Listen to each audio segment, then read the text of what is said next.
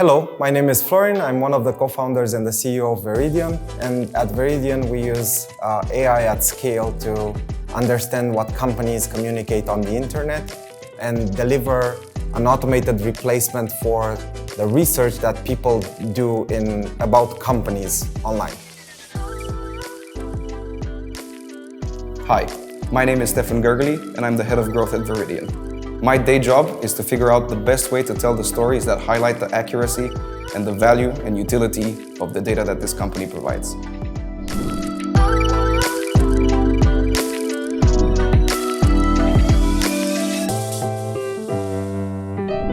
We started Viridian as a side project, so it was never meant to be a startup. It sort of happened this way.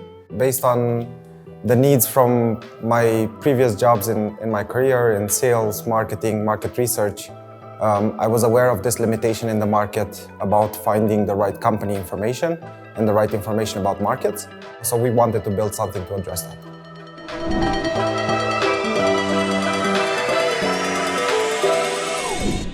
In our first year, I think it's very uncommon compared to other startups. Our main priority was to actually validate the technology and the fact that it's possible, what we're trying to achieve.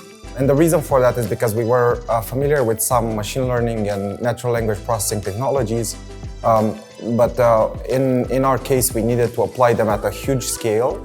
We're talking about hundreds of billions of web pages that we need to process with machine learning.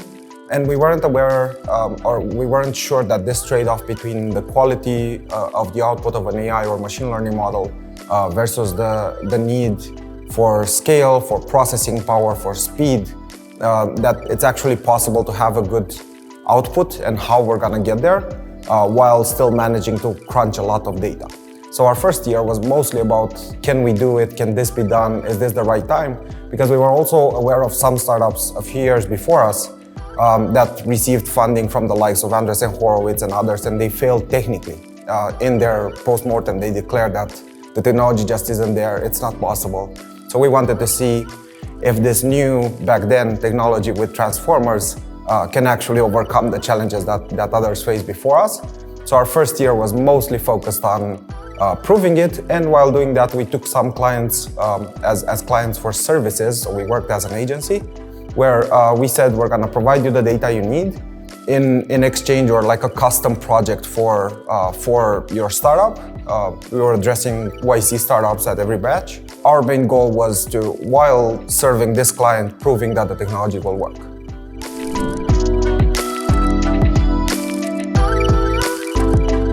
It's hard to say which one was the most important, because they're all important at their time in their way. The first one, getting the first client to pay for it, sort of assured us that there's a five-figure need behind what we're selling. We didn't know what the business model will be, and we didn't have an automated technology back then, but it was really important to convince someone as a Romanian founder, small team, to pay us 5 figures without questioning it, because it meant that the service is valuable enough that we're gonna be able to turn it into a business if it works. Then secondly, when it started working, we stopped from selling services, which I think it's also extremely important, because we wanted to build an automated technology and have it available self-service to clients. And so we took a 6 months break from selling any sort of services, just focused on automating the technology. And the moment I remember it to this day, right before Christmas in 2019, we had our first go live where the technology was automated and it was doing things without us having to fix things through all the time. And then we showed it to a VC. They didn't like it at all. But then a few months later, we had another milestone, which was raising our first round, a 200K pre-seed round from Gapminder. And then about another 6 months later, we got our first enterprise client. And that was another massive milestone, because we didn't know anything about enterprise sales. And navigating through that process, spending 2 months with a lawyer, was completely new to us. But it was basically, it marked the rest of the history of the startup. And I would say more recently, passing the famous 1 million ARR mark is also an extremely proud moment.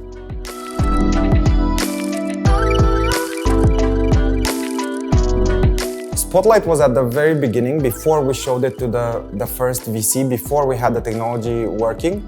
And it was extremely important, especially for founders like us who don't really like to get out of the office. We spent very little time communicating with the ecosystem, getting any sort of advice or even socializing our product with VCs. What Spotlight did for us, it comprised all that effort that it takes to speak to tens of people into just one day. And for us, it was perfect because we got basically all the benefit of somebody who focused on networking a lot, but we didn't have to leave the office for more than one day at a time.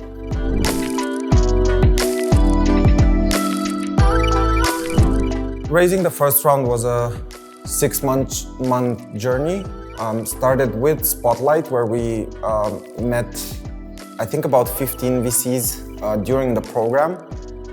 It went really bad because we didn't know how to interact with them. We didn't even really understood the business model or what to pitch or what to focus on, what kind of questions to expect. And meeting so many VCs in a short time span, it was a brutal experience for us. It helped us a lot afterwards, but it also taught us that we're not nearly ready to raise. So a few months later, actually, with the How to Web team, we went to Berlin to a TechCrunch Disrupt. We started rehearsing our pitch and trying to do a better version of it. It was bad, but it gave us the opportunity to iterate on how we pitch it and how we present it to VCs. Didn't have any chance of raising. But then another couple of months later, we started actually nailing the pitch and doing it every day. And it started working. People started to book second and third meetings with us, starting to show interest, starting to look at financial models, which we weren't making much revenue, so we didn't have one. We had to build one in one night. We started with the bias of raising from Central Europe because we said we're a deep tech startup, we're gonna need a lot of money, we only have a technology working, we don't have much commercial traction. So we started with the bias of nobody from Eastern Europe will invest in us because we're just too different from what we thought VCs in Eastern Europe expect from us. And it turned out it was the exact other way around. We got a lot higher expectations on the commercial side and a lot less passion for technology from Central and Western Europe, and a lot of interest in deep tech startup, trying to do something very ambitious, trying to succeed where others failed. And we ended up raising from Gapminder, which turned out to be a very good choice because with our level of inexperience, first-time founders, it helped to build a very close relationship, and that starts geographically with the VC, and to sort of go through the initial lessons together.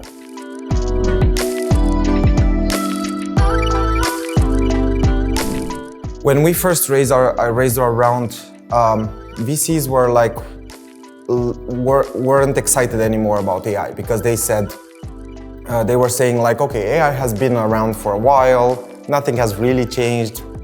The technology has gotten maybe incrementally better, but there's no real revolution happening in the space.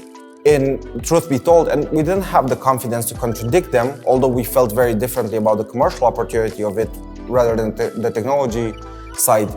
But in fact, like, history shows that there was a transformation happening, a massive revolution brought by transformers that we now see at its culmination with ChatGPT and all the other technologies that we are seeing today.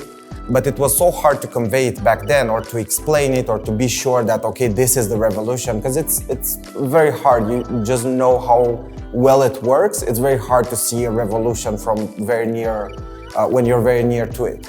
What happened now is that everybody realized, and so there's a lot more support for building very ambitious projects, crunching a lot of data, using AI and NLP and transformers at a super high scale, which back when we raised our first round, people were looking at it as a sort of maybe even risk of running too high of a server cost, or having wild expenses while crunching a lot of data, having very little control over the models. And now the entire attitude towards building AI technologies has changed significantly. Maybe they even overestimated to an extent.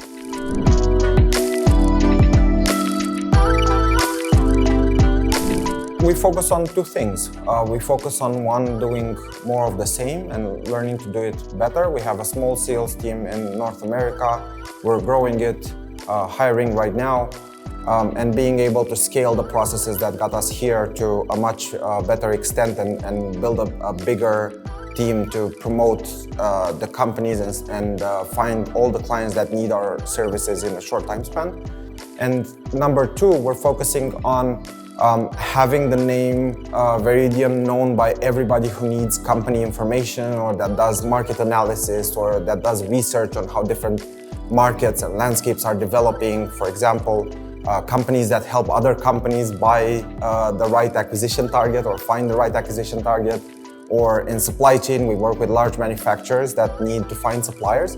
And we know all these needs happen not just at the Fortune 500 level, but they also happen in the smaller companies or even with junior users that need to do some research for a larger marketing strategy, for example. And we're focusing on building the right tools and make them available for free or for very cheap. To build, imagine a GPT for company information and for interacting with markets that explain what changes in a neighborhood and how does this differ from this place in New York and this in London and what has changed in the past 6 months. Or you can ask it questions like what new AI tools have popped up this week. And you can interact with it without having any technical expertise or any prior knowledge. It just helps you in your task.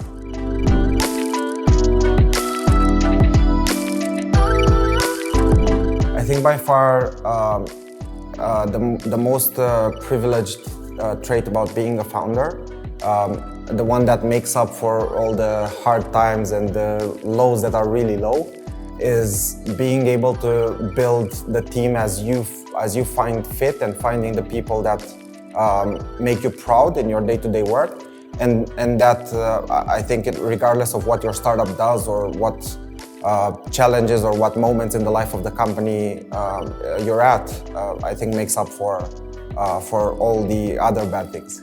So it's by far the number one thing, and it's not related to signing this contract or to launching this product. These are all great, but I think having the freedom to build a team as you find fit and look for the personality traits, and maybe in some cases one of the most rewarding things for me, we have a few team members that were very junior when they joined and now they exploded in less than 2 years to super spectacular professionals, and that makes me prouder than anything else.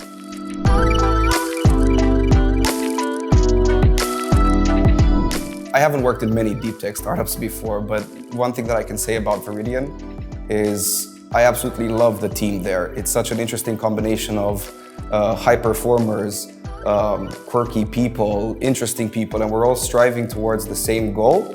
I think there's a mutual respect for performance and being able to go in depth, and that creates a culture that is really cool to work around. For us, in the marketing team, is we're the people that have to tell these stories. The support that we get and the interest that we get from the rest of our team is super motivating, and it's really, really cool.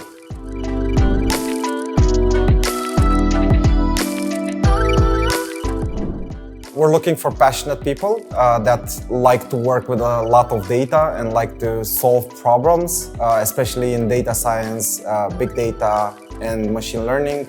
But the passion for problem solving matters more than anything else.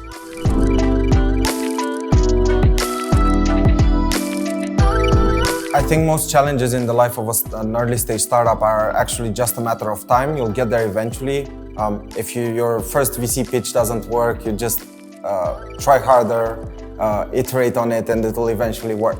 So I think the biggest challenges you have in an early stage startup are actually related to building the right team.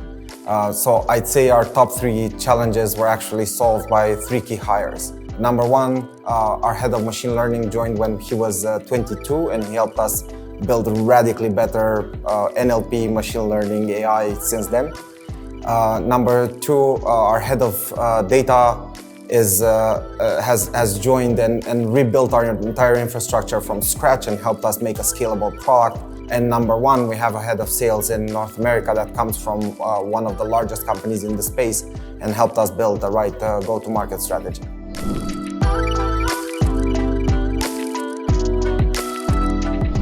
Growth in a deep tech startup is a really interesting challenge. Normally, there's no rule book that you can respect to achieve success.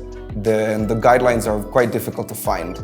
But you do have a big advantage. Normally, deep tech startups, there's a fundamental reason why that technology was built. And that reason is the seed of all of the stories that you have to tell to grow that company. In practice, on a day-to-day basis, specifically within Viridian, that for us means highlighting the value of our data.